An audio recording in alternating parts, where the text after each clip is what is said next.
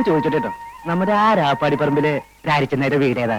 ചെറുക്കന്റെ സ്വഭാവം നന്നായിരിക്കും, സാമാന്യം വിദ്യാഭ്യാസം വേണം, ആര് കണ്ടാലും അയ്യേന്ന് പറയിപ്പിക്കരുത്, പിന്നെ തറവാട്ടുകാരനായിരിക്കണമല്ലോ. ഇതിനെല്ലാം പുറമെ ഒരു പെൺകുട്ടിയെ വെച്ച് പൊറപ്പിക്കാനുള്ള ത്രാണി ഉണ്ടായിരിക്കണം. അത്രയല്ലേ ഒരു ചെറുപ്പക്കാരന് ആവശ്യമുള്ളൂ. ഞാൻ അങ്ങനെ അതിമോഹമുള്ളവനൊന്നും അല്ല. പ്രഭാകരന്റെ കാര്യത്തിൽ ഒന്നും പേടിക്കാനില്ല. 30 വിളയുന്ന 2 ഏക്കർ നിലപ്പറവുണ്ട്, തെങ്ങും പറമ്പുണ്ട്, കൊപ്ര കച്ചവടമുണ്ട്, നല്ല എണ്ണം പറഞ്ഞ 4 കറവ പശുക്കളുണ്ട്. ഇതിൽ കൂടുതൽ രാരിച്ചെന്നാരുടെ മകൾക്ക് നല്ലൊരു ബന്ധം കിട്ടാനില്ല.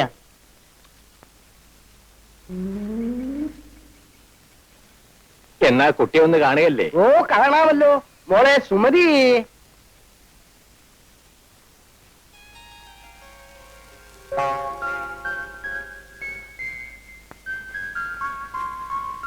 അച്ഛന്റെ പൊന്നുമോളിന്ന് വാ.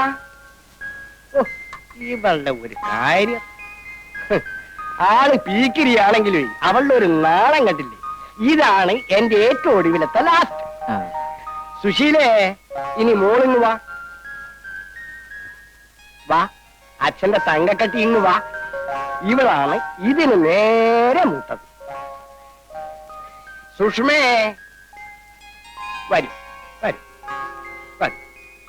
സുഷമ, സുഗു, സുധാകരൻ. ഇത്, ഇതിന്റെ മേലെ ഇത്, ഇതിന്റെ മേലെ ഇത്, ഇതിന്റെ മേലെ ഇത്. അല്ല, പ്രധാനപ്പെട്ട ആളെ ഇങ്ങോട്ട് കണ്ടില്ലല്ലോ. അതല്ലേ വിളിക്കാൻ പോകുന്നത്. ലക്ഷ്മിയെ,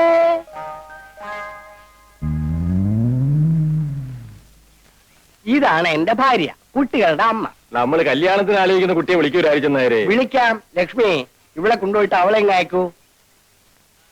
ആ, കുട്ടികളെല്ലാം പൊക്കോളൂ പൊക്കോളൂ. എണീരടാ അവിടെ, മടി കയറിയിരിക്കാൻ കണ്ട നേരം.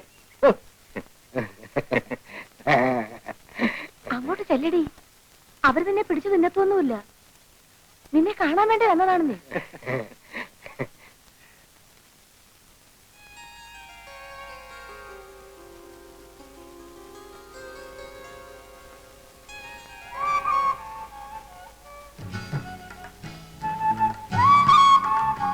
ഇതാണ് രാധ മോളെ, ഇതാണ് അല്ല ഇതാണ് പ്രഭാകരൻ. നോക്ക്.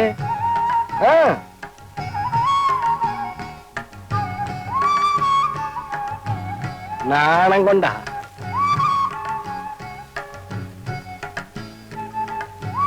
അപ്പോ കുട്ടിയെ ഞങ്ങൾക്ക് ഇഷ്ടപ്പെട്ടു.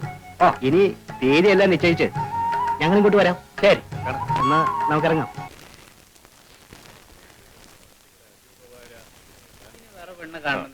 കല്യാണാലോചനയ്ക്കാണ് വന്നത്. എടി, അവൻ എന്താ ഒരു കുറവ്? അഴകില്ലേ, ആരോഗ്യമില്ലേ, 2 ഏക്കർ നിലം, 1 തെങ്ങും പുരയിടം, നല്ല വില നടത്തുന്ന ഒരു കൊപ്ര കച്ചവടം. ഇതൊന്നും നിന്റെ കണ്ണിന് പിടിക്കുന്നില്ലല്ലേ? അപ്പൊ പശുവും തൊഴുത്തുവോ? ആ, അത് വേറെ. എനിക്ക് വേണ്ടെന്ന് വെച്ചാ വേണ്ട. 1, 2 അല്ല, 26ാമത്തെ ആലോചനയായത്. ഇത് നിനക്ക് വേണ്ടാന്ന് വെച്ചാ പച്ചവെള്ളം ഞാൻ തരത്തില്ല. എന്റെ ലക്ഷ്മി കുട്ടി, നീ കിടന്ന് തിളയ്ക്കാതെ. 8ഉം പൊട്ടും തിരിയാത്ത കൊച്ചിനോട് വർത്താനം പറയുന്ന രീതിയാണത്. എന്റെ മോളോട് ഞാൻ പറയാം.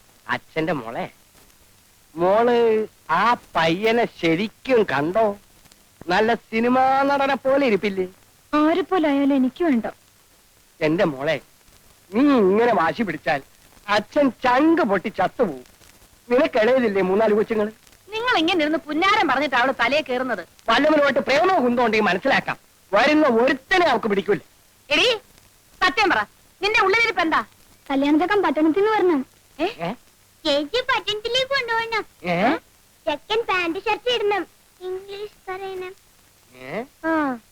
പരിഷ്കാരം വേണം, സിഗരറ്റ് വലിക്കണം, പട്ടണത്തിൽ പോണം, ഇംഗ്ലീഷ് പഠിക്കണം, നിന്റെ അമ്മയുടെ തല വേണം. ഇതിന്റെ ഇടയ്ക്ക് ആ പീക്രാന്തി ഉണ്ടല്ലോ.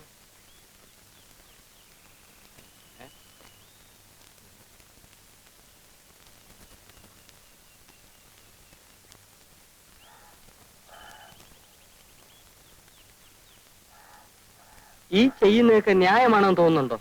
രാധയ്ക്ക് ഇതുവരെ 26 കല്യാണാലോചന വന്നിട്ടുണ്ട്. അപ്പോഴൊക്കെ നീ ചോദിച്ച അതേ ചോദ്യമല്ലേ ഇപ്പോഴും ചോദിക്കുന്നത്? ഞാൻ ആരാ? വാസുണ്ണി. അല്ല, അമ്മാവന്റെ ആരാ? അനന്തരവൻ. ആണേ, ഞാനിവിടെ വരുമ്പോ എനിക്ക് വയസ്സ് എത്രയായിരുന്നു? 26 തവണ ഞാൻ പറഞ്ഞതല്ലേ 12 അന്ന് എന്റെ അമ്മ അമ്മാവിന്റെ മുമ്പിൽ കിടന്ന് മരിക്കുമ്പോ അമ്മാവൻ കൊടുത്ത വാക്കെന്തുവാ? അന്ന് അത് അബദ്ധത്തിൽ പറഞ്ഞു പോയതല്ലേ എന്റെ വാസുണ്ണി. രാധയെ നിനക്ക് കല്യാണം കഴിച്ചു കൊടുക്കാമെന്ന് 12 വയസ്സ് മുതൽ നീ ഇതേ ശരണമെന്ന് പറഞ്ഞ് നടക്കുമെന്ന് ഞാൻ കരുതിയോ? മരിക്കാൻ നേരത്തെ ഒരാൾക്ക് കൊടുത്ത വാക്ക് പാലിക്കണ്ടേ അമ്മാവാ? എടാ വാസുണ്ണി, എന്റെ സഹോദരി നിന്റെ അമ്മ മനസമാധാനത്തോടുകൂടി മരിച്ചോട്ടെ എന്ന് വിചാരിച്ച് ഞാൻ അന്ന് ഒരു ഭംഗി വാക്ക് പറഞ്ഞു. എന്നാൽ എന്റെ അമ്മയ്ക്ക് മനസമാധാനം കിട്ടിയിട്ടില്ല. അത് നിനക്ക് എങ്ങനെ അറിയാം? എന്റെ അമ്മയുടെ ആത്മാവ് കരഞ്ഞുകൊണ്ട് ഇവിടെ എല്ലാം ചുറ്റി കറങ്ങുന്നുണ്ട്. അവളെ കാണുമ്പോ ഞാൻ പറഞ്ഞോളാം, നീ സമാധാനമായിട്ടിരിക്കും. ഇന്നലെ രാത്രിയിലും സ്വപ്നത്തിൽ വന്ന് എന്റെ അമ്മ എന്നോട് ചോദിച്ചു, എന്താ മോനെ നിനക്കൊരു വിഷമം? എടാ, ഒരു ഉത്തരവാദിത്വം ഇല്ലാതെ പട്ടവും പറപ്പിച്ച് നടക്കുന്ന നിന്നെ വിശ്വസിച്ച് ഞാൻ എങ്ങനെയാടാ രാധയെ പറഞ്ഞേക്കുക? ഇപ്പൊ ഞാൻ അങ്ങനെ നടക്കുന്നത് ശരി തന്നെ, പക്ഷെ രാധയെ കെട്ടിയാൽ ആ സെക്കൻഡിൽ അമ്മാവനേക്ക് ഓഹരി തരണ്ടേ? എന്നിട്ട് അതിൽ കെങ്കേയമായി കൃഷി ഇറക്കി ഞാൻ അവളെ പൊന്നുപോലെ നോക്കുമാ. വാസുണ്ണി, നീ എന്നെ ഇങ്ങനെ ഞെക്കി പിഴിയരുത്. ഓരോ കല്യാണക്കാര് വരുമ്പോഴും അപ്പ നീ എന്നെ വിളിക്കും. അത് കാണുമ്പോഴേ എന്റെ തല എങ്ങനെ കറങ്ങും.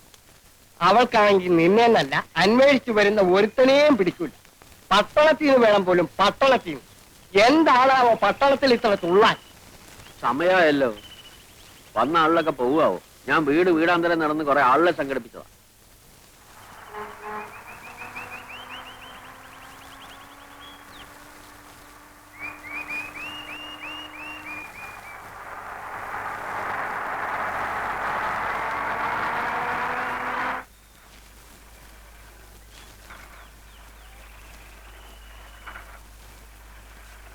കുടുംബാസൂത്രണ ക്യാമ്പിന്റെ ആൾക്കാരല്ലേ? അതെ. ഉദ്ഘാടനത്തിന് വീഡിയോക്ക് വരാൻ പറ്റില്ല എന്ന് പറഞ്ഞു. അദ്ദേഹത്തിന്റെ അച്ഛന് അസുഖം കൂടുതലാണത്രേ. അതുകൊണ്ട് വേറെ ആരെങ്കിലും വിളിച്ച് ചോദിച്ചോളാൻ പറഞ്ഞു. ഇനിയിപ്പോ 11 മണിക്കൂർ ആരെ അന്വേഷിച്ചു പോകാനാ? തന്തയ്ക്ക് സൂക്കേട് വരാൻ കണ്ട ഒരു സമയം.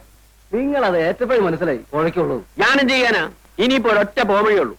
ഞാൻ പറഞ്ഞേക്കാം, നിങ്ങൾ എല്ലാവരും കൂടെ നിർബന്ധിക്കുകയാണെങ്കിൽ ഞാൻ ആ കർത്തവ്യം കൊണ്ട് നിർവഹിക്കാം. അതേതായാലും വേണ്ട, നാട്ടുകാർക്ക് പരിചയമില്ലാത്ത ആളായിരിക്കണം. അങ്ങനെ ഒരാളെ ഇപ്പൊ എവിടെ അന്വേഷിച്ചു പോകാനാ? നാട്ടുകാർക്ക് പരിചയമില്ലാത്ത ഒരാളെ.